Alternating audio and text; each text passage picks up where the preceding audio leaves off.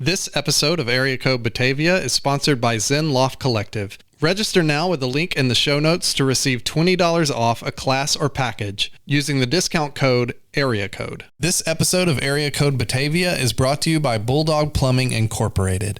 For more information or to schedule an appointment, visit their website in the show notes or give them a call at 630-313-9109.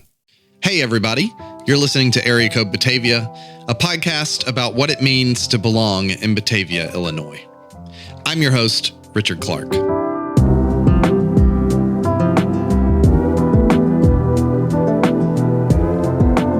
Starting a business in general takes conviction. You have to be convinced that what you value and what you want to bring to a community is fundamentally something that other people value. And New Moon Vegan is not an exception. In fact, it's the epitome of this idea. Jo started New Moon from a conviction, and that conviction was multifaceted. It, of course, included the conviction that there should be accessible bakery goods, food in general, that is delicious and cared for people who only eat plant-based foods. But in addition to that, there was a conviction around creating a sense of warmth and community, a place that was generous with the space that it had to offer people. Not everyone is vegan, but everyone needs that place and that community, a place to feel welcome and safe. Here's our conversation. So you're open on Wednesday through Saturday? We're open Wednesday through Saturday. We're meeting on Tuesday, so today's your getting ready day? Yeah, so the basic rhythm of the week is that Tuesdays is our prep day. Yeah. And then Wednesday through Saturday, we have regular hours. Yeah. We've been experimenting with Sundays because a lot of our customers have requested it. Mm-hmm. We do have 2 kids at home, and we don't get to see them as much as we want to. Yeah. So I've been training some new people and trying to make Sundays something that can happen more regularly. Yeah. And then on Monday is our shopping day. Okay. And that's the whole week. So Monday you're buying things. Yeah. And then Tuesday you're setting those things up and getting things ready. Exactly. Yeah. A lot of the times my spouse Jay will be doing the shopping for us, and I will either go with him or be at home doing the online portion of the business, which is quite a bit actually, between social media and emails. And there's a lot of work that goes into planning out the week's menu. Since we have a rotating seasonal kind of situation. Mm-hmm. Yeah. Can you tell me about the space that we're in? Just describe it. Yeah, this is a beautiful historic, I think from 1890. It was home to Anderson Hardware for many years. In recent years, River Peak Apothecary was here just before us, which is connected with Beards Guard. It was that's their product line where they do the beard oils and really great lotions and whatnot. So pre-COVID, they used this as a design studio where they would make their products, or not like a manufacturing studio where they would make their products. Natalie reached out to me as our Batavia Boardwalk Shop season was ending and asked if I was looking for a space. And I was overjoyed because I spent some time in this building and I just fell in love with it because we have a really high, beautiful, original tin ceiling that came with the building.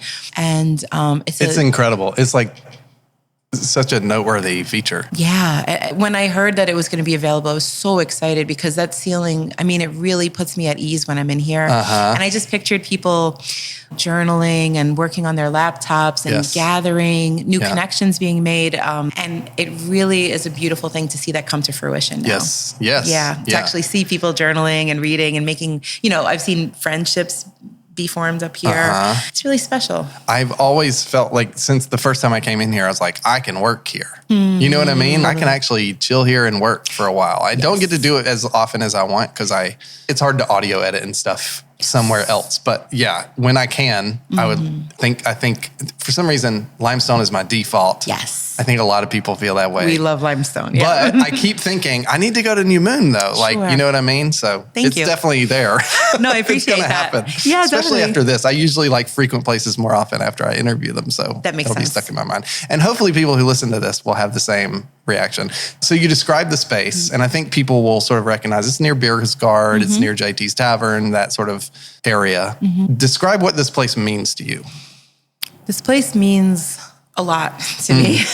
This has been almost a lifetime's worth of intention in a lot of ways. The reason is that There's a few points I want to make here. First off, Jay and I are fiercely community centered, and we're from Staten Island, New York. And when we lived there, we would do like some fundraisers, and Jay was a filmmaker, so we were very involved in the arts community. We did volunteer work when we were hit with Hurricane Sandy. You know, it was always about community. And I come from a family where we did have, my great grandparents owned a little sandwich shop, an Italian sandwich shop. And my uncle, who passed away right before COVID, he owned a vintage clothing store called Nightbird that's still around in New Hope, Pennsylvania. Okay. And there was a big influence on me. And I worked in a really fantastic record store called Other Music in the East Village in Manhattan for better part of 8 years. Wow. And it was a massive influence on who I am as a person. Yeah. So throughout my life, I had like this small business respect and influence. And I've always been really into music, and I've been vegetarian since I was like 13. Okay. I had a few random chicken nuggets in high school, but Don't we all? But don't we all? A rite of passage. Yes, exactly. And then I went vegan, right before COVID. And then, at that time, being alone was a chance to spend more time focusing on my personal choices and eating. And I was able to adapt a more vegan diet at that point. Yeah. So, but I've been baking. I mean, my grandmother taught me how to bake at a young age. Okay. So a lot of this feels so intimate and so personal. And I'm not a business person. I do not have a business background. And sometimes that's to a deficit. Yes. But ultimately, I think it's actually an advantage because it allows me to put my heart forward in a way that I might not take that risk otherwise, I think. Yes. I'm blown away by the small business people and their knowledge. And I think a lot of us are actually, I think entrepreneurs often just take certain chances or something wasn't working. And it's a very common story, But for me personally, this place is about community. It's about service. I genuinely want people to feel cared for when they come in here. And that's an extension from the farmers who are picking our food, and we do straight to the person washing the dish that made your soup or that held your soup. Every single part of this is relevant and important. We put a lot of intention into our food, and this world is sometimes really crazy, and we just want people to feel like at peace and cared for and nourished. Yes. And that I think the word vegan sometimes freaks people out. Somebody actually once asked me if it was a cult, and I was like, no. Well, what's so funny is before New Moon Vegan, I mean, you have made an impact on my life because before New Moon Vegan, I would see vegan or vegetarian and the name of a thing and be like, not for me, automatically.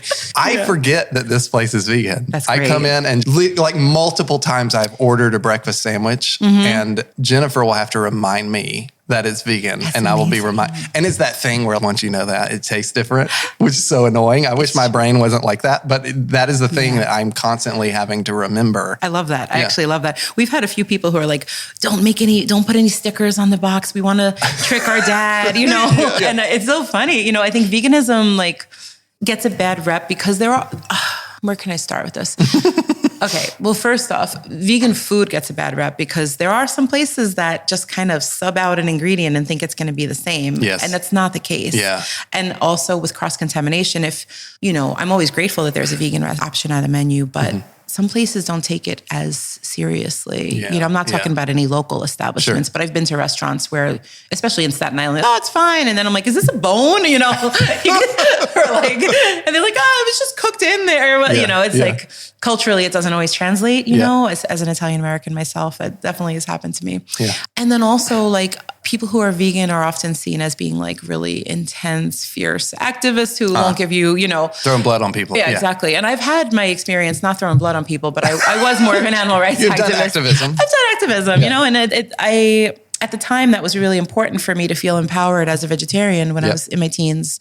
But at this point in my life, I guess I'm centered more on community activism, and I don't feel that I need to hang up certain pictures of bloody, I don't feel that's going to win the hearts and minds of people. Right. I'm not faking it. If people ask me questions, I will talk about it. I love animals. Yes. And just to make it clear, I am vegan because of the animals. The environmental impact and whatnot is also important.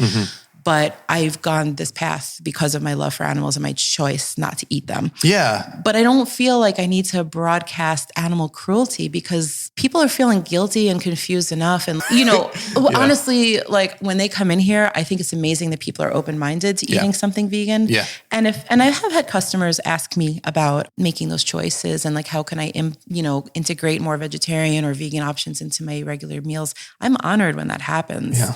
But I'm also not looking to bully anybody into making that choice. So it's interesting. It relates to a theme I've been thinking about. And I've talked to actually some local people about this. And this idea of creation rather than destruction as a form of activism, right? Which is really interesting. I mean, that's exactly what you're talking about. You're creating a space, you're creating food, and you're showing people it could be like this. You're sort of casting a vision rather than saying, we actually can't do that. Yes. At the end. What you just said hit the nail on the head for me because, we were both in higher ed before this. Okay. And I was actually getting my master's degree. Yeah. And I was teaching and I was involved with a college program at Stateville Correctional Facility. Okay. Yeah.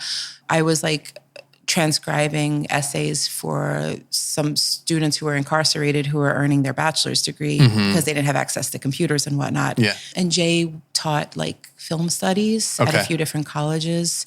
So our jobs in person were no longer there. I see. So we had to pivot, and it was kind of out of desperation almost, or necessity at least, that we were like, maybe it's time to try this. Yeah. So we took that chance. So it was kind of rooted in possibility from the start, if that makes sense. Yeah. It's like this little dream I held in my pocket for decades. Yes. I'm 46 years old. Remind me again, what were you doing in Manhattan? I worked in a record store and then I was in higher ed there too. Okay. I was like an assistant teacher with first generation students, students who were struggling with literacy. It was a pretty great, progressive program at City University of New York. Okay. And also having babies like intermittently. So, so it was kind of like not a lull, but I was working, but my career wasn't really developing at the time. Yes, I know what you mean. Yeah. Talking about possibility, the name of our business is New Moon, and the new moon represents to me this kind of like more like silent time that's almost like almost pregnant with ideas in a way. It's like this is the time that we can like sort of think about and imagine. And I'm constantly imagining the society and the world that I want to live in. Wow. Yeah. And, sometimes it's really challenging when so many human and environmental rights are under attack, but I can't give into pessimism. I want to be realistic. I don't want to be like a toxic positivity kind of person. Yes. But I'm constantly trying to imagine like what we can do, how we can serve others. So the idea of the new moon is the symbol of imagining something beyond. You can take that as imagining a world beyond animal suffering. You could take that as imagining a more just community where everyone's rights are being actualized, and people are being celebrated for exactly who they are. Yeah. Me imagining my dream career and connecting with others. Yeah. So it's, when you said that, I mean, it really is deeply connected with our mission here. I love how many levels that applies onto. Like it reflects the reason and it also reflects the space and what you hope people can do here, right? The space being a place where ideas can foment and people can, just a quiet space where people can do things. Totally. We like to play some like Brazilian jazz and let people go off, sometimes they're drawing and a lot of the times they're co-working. We have a series of like maybe 5 or 6 small tables up front. Yeah. It's a beautiful thing. I'm in the kitchen most of the time, but I'll carry out the next batch of whatever is baked and all eyes are on me. People are so excited. And I just see these tables filled with people just rattling along on their keyboard and they're co-working. They might not even know each other. But I think after being so isolated for those years at home, having that third space, having like that place where people can gather is critical to our emotional and holistic well-being, I think. Yeah. And it's beautiful that they can kind of coexist and they're not necessarily talking to each other, but there's also some sort of like just community environments happening. And that makes me so happy to see. Yeah, there's something inherently good about even just being in a space with people. Yes. You know what I mean? And it gets way better. I mean, I've talked about this on the podcast where there is a downside where one of the things I struggled with was being in a crowd, but alone, feeling like everyone around me knew each other. And I would struggle with this at Sturdy Shelter, at Limestone. I would come in because I craved that. And then I would struggle with feeling, okay, well, what's the point when everyone's just like knows everyone else and I don't have an inroad here? Yes. Do you see that happen here, and what do you do about it? Like with people? Yeah. So it's a delicate balles because you described me. I'm an introvert who like really likes to be around people. Totally. Until I don't, you know? Yes, like, 100%. Like, we have a lot in common. We do. Yeah. Earth sign, I'm a Virgo.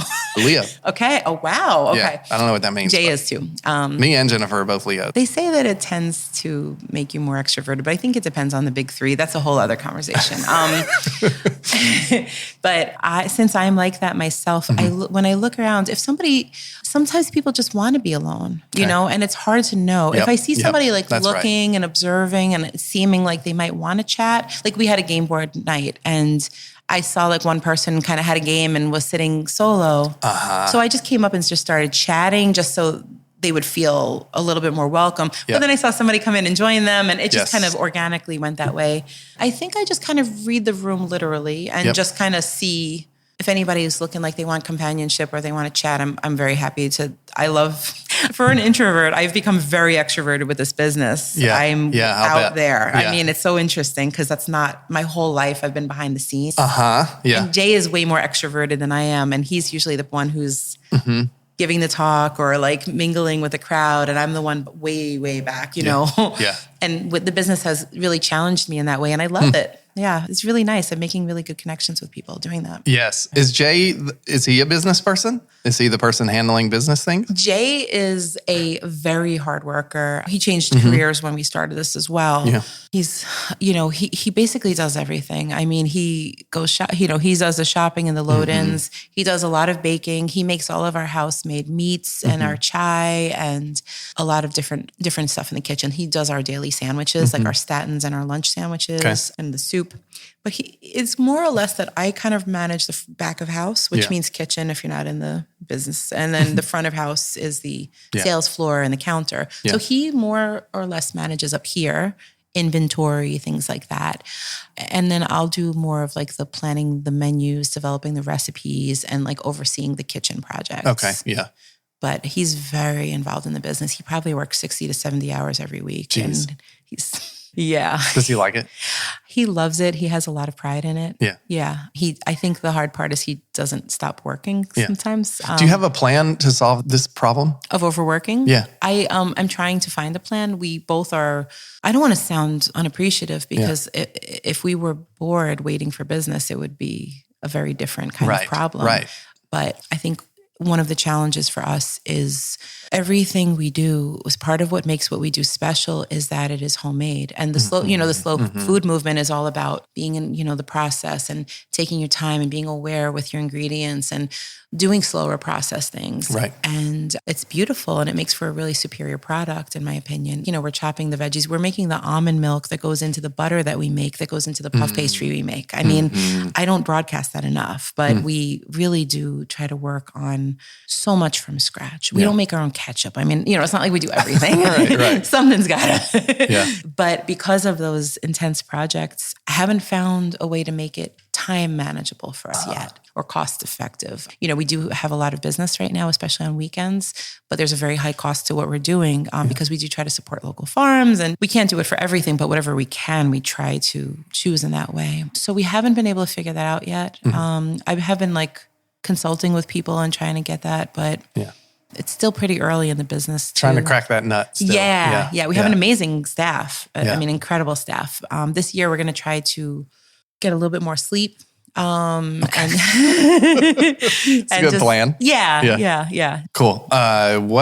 So why did you go from Manhattan to Batavia? That is such an odd transition. So we lived in Staten Island. Okay. Right. Yeah, but I did work. We both. But that's like real New York, basically. New York City, absolutely. Yeah, because a lot of times I'll just assume people mean New York City and they mean New York State, and then it's a whole other conversation. Whole other thing. But New York, people who live in the other boroughs would not agree with you. They see Staten Island as like the other. Sure. Yes. Yeah. But we're both born and raised in Staten Island, and I have so much love for our hometown, but we definitely felt like we needed to shake things up and try something different. And so we moved here in 2017. Okay. And we don't live in Batavia. We live maybe about 10 or 12 miles west of here. But once I started thinking about opening a business. We practically were on autopilot. We like drove to Batavia. We parked in that lot right by where Hearth and Hammer used to be. We went for a little walk around the block, and we were both like, that was like July of 2020. Yeah. And we both were standing on this block, and both of us said, if we're going to open, we want it to be here, which is crazy to think about. I mean, it's interesting because Beers Guard told the exact same story. Basically. Is that right? Like they talked about driving through, but I think this is right. They talked about driving through Batavia and just seeing the space and being like, we got to be there. Yeah. There's something special here. I love downtown Batavia, of course, but like there's something about this block that I don't know, I'm just really drawn to. Yeah. Yeah. It's a little bit off the beaten path, but still a 5-minute walk to Limestone. You know? Yeah. I mean, it's becoming, I think, a little bit more tied to the downtown thing, I think. I'm feeling that too. Yeah, definitely.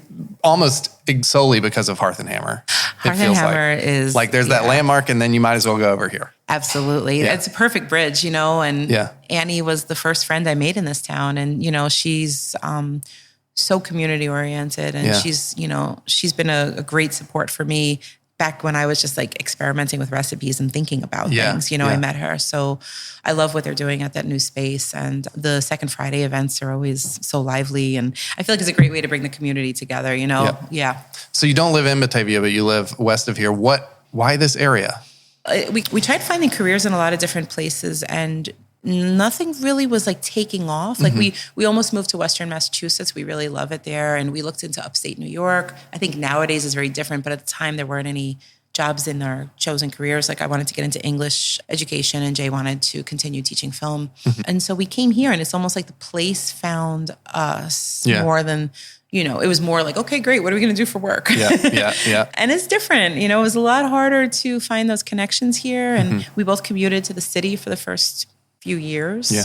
Area Code Batavia is sponsored by Zen Loft Collective, where wellness thrives. It can be easy to set a bunch of goals for yourself in the new year. I think a lot of us are focused particularly on self-care and goals around wellness, and they can easily go by the wayside if you don't have the support of a community of people who are helping you to achieve those goals. One solution is Zen Loft Collective. It's located in downtown Batavia, and it's a vibrant wellness hub offering yoga, fitness classes, massage, and flexible space rentals for practitioners, creating a community where health and vitality thrive. Kelly and Emily are the women behind Zen Loft Collective, and they blend their personal experiences with professional expertise, helping women navigate transitions like fertility, pregnancy, childbirth, and menopause. They have a special offer for Area Code Batavia listeners. Go to the website, register for a class or a package, and use the code word Area Code, that's one word, for $20 off your first class or package.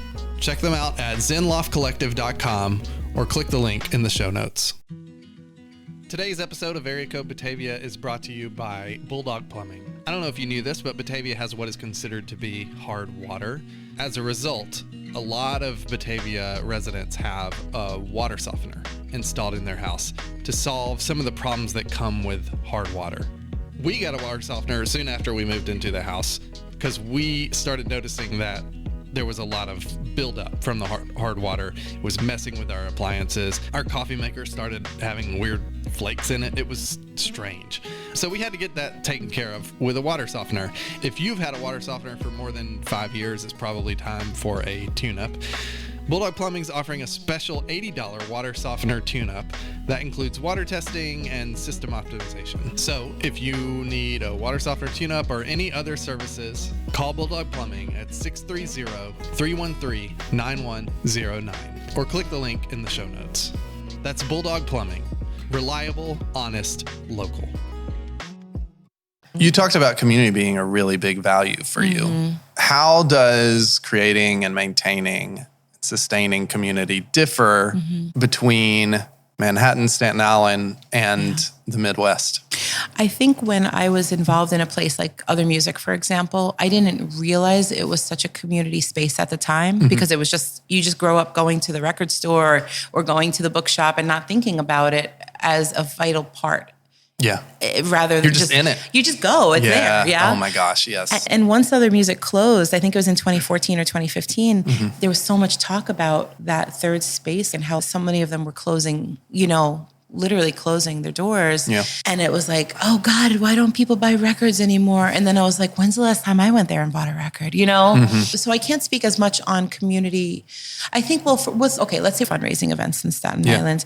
I think life is kind of hectic and there's a lot of different options and people definitely would come out, but I didn't know as much. I think it's hard to think about without thinking about my personal growth because I'm still learning about how to, I think that hosting a community and nourishing a community should never be static, first off, because it so much depends on the political climate. It depends on who's within your community. And obviously I want to treat everyone with the same level of care and welcome. At the same time, I mean, I feel right now I have this tension of wanting everyone to know that they're welcome here and that we won't be discriminating, ever. Like we want people to really feel not just accepted, like celebrated, like vibrantly scream it from the rooftop, celebrated, if that's, what they want. Well, it's interesting. It's interesting that I feel like you go through phases where different feeling a sense of belonging to different degrees at different times. Yes. And right now, I've been feeling like I've been following the strategy of, try to find like a community or two or like a project that you want to focus your energy on. And I really fiercely want to support and love our, community members who are transgender, gender fluid, non-binary, like LGBTQ, I just want people to feel welcome and that they matter and that their identity is valid and worthy of all of the good things. So with that, I guess what I've been trying to wrap my head about is I understand that I personally and my staff are welcoming and wanting, that's no problem. There's no problem there. The issue for me is like, what does it look like other than showing up? Like what kind of safety and security measures do I need to put in to back that up? Yeah. So it sounds like you're being proactive as possible and helping people feel like they belong, sort of no matter what the climate might be. Absolutely. Yeah. To you, and this is a question I always ask people in interviews, what does it mean to belong in Batavia? I think saying the word community feels at risk of being a cliche at a certain point because it's so much of what we think about. Yep. I feel like Batavia, going back to that idea of the new moon, I feel so much potential here. But I also feel just so proud of how Batavia is right now and the possibilities of going further in that direction. You know, I think that it seems, in my experience, a lot of our customers are maybe creatively minded or are, if they're not artistic, they're at least like appreciative of the arts, appreciative of thinking, appreciative. We've had open mic nights where people like read their poetry and perform their songs, That's cool. Yeah. So I think creativity and possibility and belonging in general, I guess you're asking what it means to belong. I guess belonging isn't the answer, but. I mean, it falls in line with what you've talked about, which is the ability to create with other people. Yeah. Sounds like a big deal. Yeah. I've always felt like an artist that doesn't have a discipline. You know what I mean? Like I've always kind of felt like a creative person who just hadn't found my means to create. And Jay is an artist. He's done film for many years and he has an MFA in documentary making. We collaborate really well. We always say like having the kids was like the great collaboration. No kidding. Oh my gosh. And now having the business, I'm the business owner, but we are absolutely running this business together. And he's so integral to everything. So it gives us the ability to create. It gives people who come in here a space to be and to take some deep breaths and to start their day with a cup of like house-made chai. We try to offer things that you can't find elsewhere. And I offer a piece of my background here.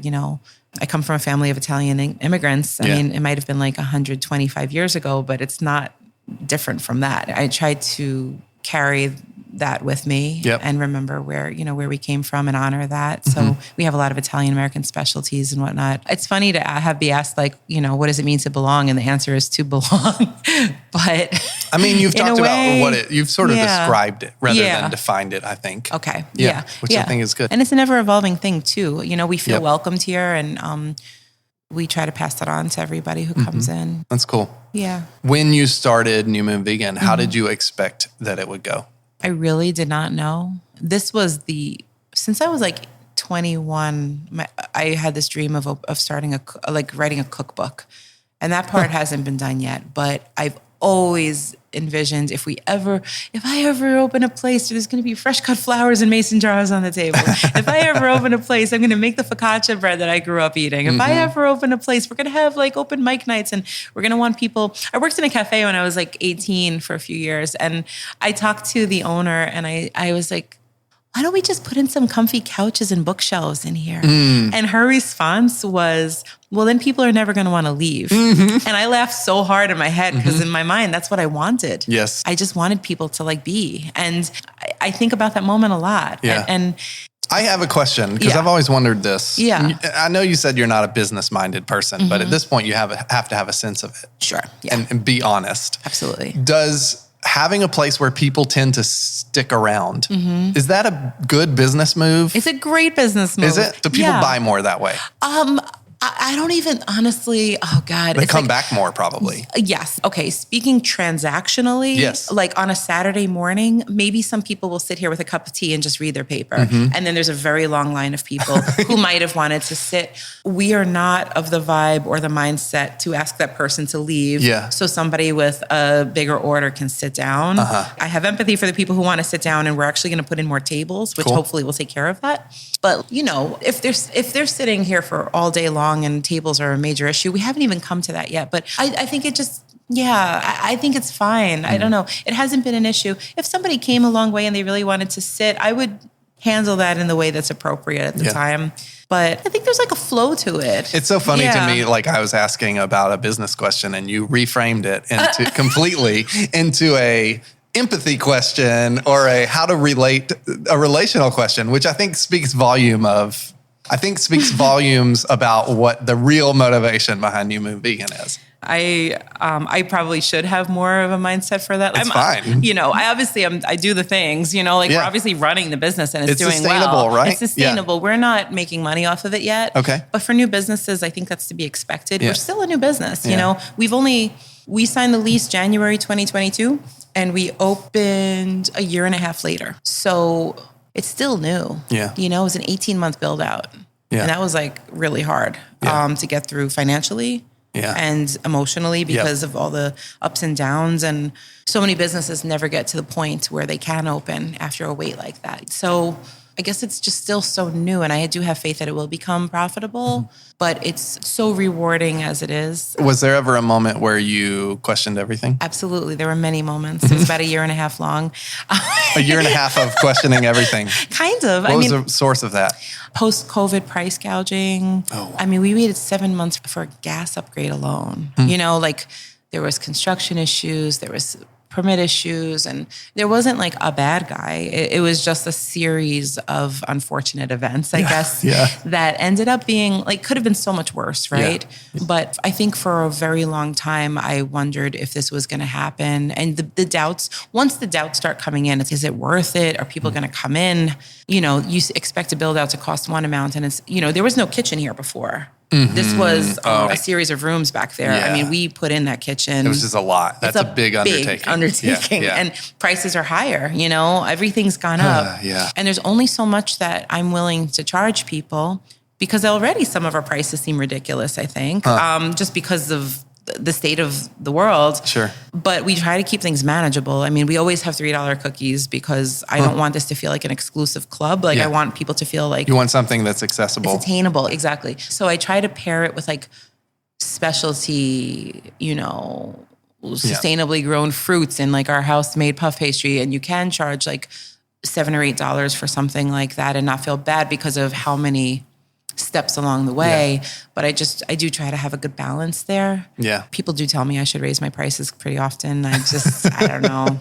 That's why I stay in the back because my focus really is on feeding people. I feel like my soul's duty is to nourish people. I really feel like it's my soul's calling, That's cool. Yeah. What has owning a business in Batavia taught you about yourself? A lot. It's helped me grow in a lot of different ways, but I think it's taught me that it is okay for that to be my life's work. I didn't really allow myself to see that food is my life before. Oh, wow. Yeah. It was the background. I would come home and my day off, I'd spend 7 hours making bread and 6 hours making soup and, just doing all these elaborate processes. That's what you do in your spare time. This is before the business. Yeah. And I realized my whole life, food has been, as a child eating it. Like, it's not like I just would have my meal and not think about it. Like, I've always thought about food. I've always thought about people. My bachelor's is in cultural anthropology and my master's is in English. So I have a lot of writing that I do with this business now, grant writing, social media. I have a Substack that I kind of abandoned ship on. But my cultural anthropology background is relevant. I mean, I really love people, even though sometimes it's hard to love people. I really connect in a very deep and profound way with people. And that connection is everything to me. Yeah. So I think that this business has taught me that it's not just okay, but it's a great thing to connect in that way. And it's a great thing that food is such a big part of my life and that it can be my career. It does seem like that has been, I don't know if trend is the right word, but people are becoming more aware of food as a way of connecting. Absolutely. I wonder how that will change as food becomes more expensive and inaccessible. That's dark. That's a dark idea, food becoming more inaccessible. But I think it's been, in a lot of ways, for many communities, it has been inaccessible. And I do think that we're going to see more of that, unfortunately. I will say, in terms of accessibility, that we don't use eggs. And, people are talking about eggless baking now in a different way that I haven't seen before. And a lot of my recipes that come from my family are food of poor immigrants that are new to a place that made what they could, maybe not with the ham hocks or whatever, like the meat elements, but like I do feel like we can make something like soup, for example, which is like a small soup. I think it's like $6. $6, so for a small cup of soup, $6, we chop all the veggies by hand. We put a lot of care into the flavor. I think it's like a really nourishing thing that we try to keep affordable, Yeah. I mean, I get what you're saying about price now because the level of care that goes into it really isn't reflected in the price. Yeah. It's hard to get like a regularly priced soup that people really cared about. It's true. It's You true. know what I mean? It's true. There's a lot of chains where you can get a soup for the same price. I can't imagine that food. it would cost any different at Panera. I don't know the answer. I think it's probably somewhat similar. Maybe it's $1 cheaper. I don't know. I mean, food is nourishing. I don't want to sound like, I think there's some like funky perspectives with food issues, and food is so tied with so much of our psyche and like our nutrition and our life experience, and like providing food is like the ultimate act of love. And there's many ways to do so. And I'm not here to stigmatize like any ingredients that people use or, whatever it may be, because the food that we receive from home, from the people we love is inherently nourishing. And I choose to provide that without animal ingredients. And I really try to be mindful with the processes and everything.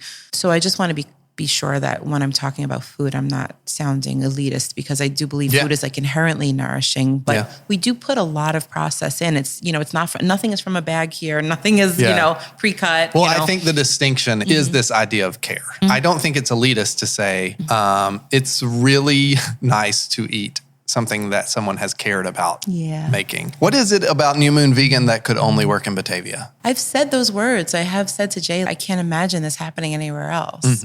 I think in New York, we could have opened the place. And I even imagine maybe one day I could, but you're kind of limited by opportunity in the sense of high prices for real estate. I mean, it's the rents, it's really high. You do get a lot higher of a volume, but we're not that kind of place. Like, we obviously need more customers in order to keep this afloat and eventually to take salary home for Jay and I. But at the same time, I like the pace in here because we can manage our crowd, we can meet our needs, and we can push ourselves so that when we grow, we can meet those needs. It really does feel like this little special microcosm that's not disconnected from any place else, but it's like uniquely its own thing here. I go back to words like creativity and community a lot, but I think Batavia really does excel in those areas. I love all the surrounding towns too, but it's like just this charming, destination. We have a lot of people who come from outside of Batavia too, like from Chicago, from Rockford, from Wisconsin, customers who make the trek out here. Wow. Because vegan food is kind of hard to come by. Yeah. And our stuff does have a reputation of being very good, thankfully, and consistent, which is my goal. So when people come in, I think that they really appreciate that Batavia is so unique. It's not just the same little shops that you see in every other, no shade. I mean, everybody's doing their thing, but like there's a weirdness that I like about Batavia. I get that. Yeah. There's a certain weirdness, kind of like off off the beaten pathness to it. Totally. When I first rolled through here, when we moved here, I was like, oh yeah, I like it here. Like there's some kind of vibe here that I really like. There's some sort of sensibility that like, I don't know. It's hard to put my finger on it, but it's just a very unique place. Yeah. What keeps you up at night? Oh, so much. I don't sleep much. Really? No, I don't. I try. I asked the mayor that, and he said, I'm pretty tired. I sleep pretty good. Mayor Schilke, give me your tips, okay? So you're like the opposite of Mayor Schilke. I'm up until, it's like, I want to unwind. I want to fold laundry. I want to make dinner for the family. I want to spend time with my kids. They're like my biggest source of love and pride and happiness in this world. And then after 10 o'clock, I face planted last night. I fell asleep at like 9, which is very rare for Beautiful. me. Yes, we love that. Usually at 11 o'clock, I try to go to bed and it's hard to go to sleep. I wake up at night. I think when I think about at night, what keeps me up? That was the question. Honestly, I worry about the state of the world and I worry about running a small business. I mean, to be honest, like financially, this is a major risk and it only succeeds if people come in. Yeah. And right now we've been having some good Saturdays, but there's been some days where it's like, we lose money being open, which sucks because I want to be open. The stuff that we make, we prep in advance, but everything's pretty much baked fresh every morning. Yeah. It's just you see trends. Yeah, exactly. Like let's say we'll have 3 or 4 Wednesdays where it's like, oh, the lunch crowd was crazy. Let's make like twice as many sandwiches. That's a surefire way to get nobody in for lunch. Right. So I worry about how to keep this not just sustainable to stay open, but actually like a career. Where I can kind of profit from while not changing what makes it special. When was the first time you felt like you belonged in Batavia? There were little glimmers of it. I mean, like when I walked into Hearth and Hammer for the first time, I really felt, oh, this is a place I could really like spend some time. Why? I think it was like the design was, you feel like you're in a special curated space, but it's also inviting. And it felt like a creative space. Yeah. And everyone who worked there was just very welcoming and kind. And Limestone, I felt very similar. I think speaking in front of city council was a big deal because we were in front of the elected officials, and they were looking at me and listening to me and clapping for me and really support. The mayor probably said a nice thing to you. Yeah. He always says a nice thing. He's the best. Yeah, definitely. It was a really special experience. Yeah. And when we had our ribbon cutting, God, there's so many. I feel like when we were at the Boardwalk shop, I mean, just being a part of that and opening for the first time was so special. I have so many moments that are coming to mind, and that says a lot about how welcome I feel here. Yeah. Our ribbon cutting ceremony was probably the benchmark. What's the word? Hallmark? Benchmark? Benchmark feels better than Hallmark. Yeah, So that was like a major moment for me because there were so many people who came. It was really full. And after 18 months of a lot of blood, sweat, and tears and not knowing if this was ever going to happen, and we made so many life adjustments to see this through. I mean, I'm not embarrassed to say, like, we moved in with my mom, and I'm very grateful that she took us in, but we could not live independently for a while, because of building this business. Right. And I think that so much of that, you have to, as a business owner, project a certain way. But I think it's important to also let people know what goes behind running a business, not everything. I don't want to guilt people into coming in here, but just like what we do matters so much to us and and we made all those choices and sacrifices to get to this point. Yeah. So I think when we had the ribbon cutting ceremony, it was like it's happened. We're here. Yeah. We're open. This is the moment for us. Yes. So I would say that was a big deal, just seeing how much people who I either loved or didn't know or like made the time to travel in to come for that. That was a major moment for us in Batavia. Yeah. That's cool. Yeah. What was the impact of that? The impact of that moment? Yeah. It gave me the strength to go forward. Yeah. It gave me not like I'm doing this, I'm not like saving lives. I don't mean it like that, but it gave me the encouragement needed to keep going, keep at it. And it reminded me that there is a great importance in what we do. And there is a lot of work to be done. It helped me see that people are there and they want to come support us and that they believe in this. And let me ask this. What brings you... So there's a lot of hard things about running a business.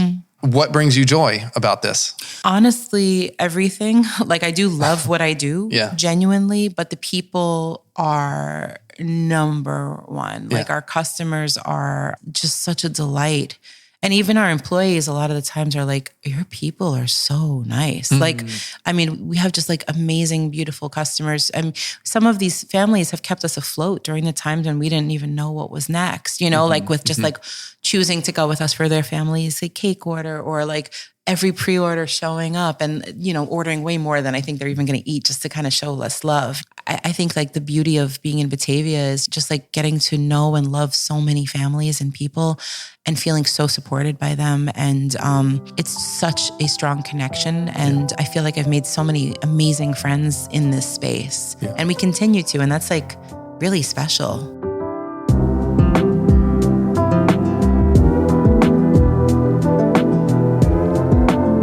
I've noticed that there is a trend in Batavia, and it's starting to define the community. It's this group of businesses who are offering a product, yes, but that product isn't an end in and of itself. It's a means to the end of community. Yes, they sell coffee, beer, baked goods, but they're also providing spaces where people can just exist with one another. I'm heartened by this because I think this kind of generosity is incredibly foundational to a thriving community. I feel like a lot of people talk about the idea of a thriving downtown. And a lot of times when we say that, we think of the amount of money that's being funneled into it. But for me, when I think of a thriving downtown, I think of relationships and a sense of belonging. Jo and her husband created New Moon Vegan from a particular perspective, and they wear that perspective on their sleeve. From the outset, their business was personal. It was an inherent act of vulnerability. And really, so is any act of creation.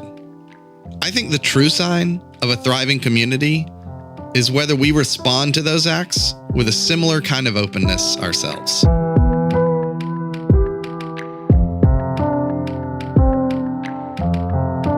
Thanks for listening to Area Code Batavia. We'll be back in 2 weeks with another episode. If you enjoyed this podcast, you should absolutely subscribe to the newsletter. Not only will we let you know when a new episode is out, but you'll also receive a weekly list of 5 concrete ways to belong in Batavia. Just click the link in the show notes. Most importantly, if you know someone who would love to hear this podcast, please share it with them. Word of mouth is the best way to grow our community and help more people feel like they belong in Batavia, Illinois. Area Code Batavia is produced by Area Code Audio. It's hosted and produced by me, Richard Clark, with additional production help from Jennifer Clark. Edited and mixed by Matt Linder.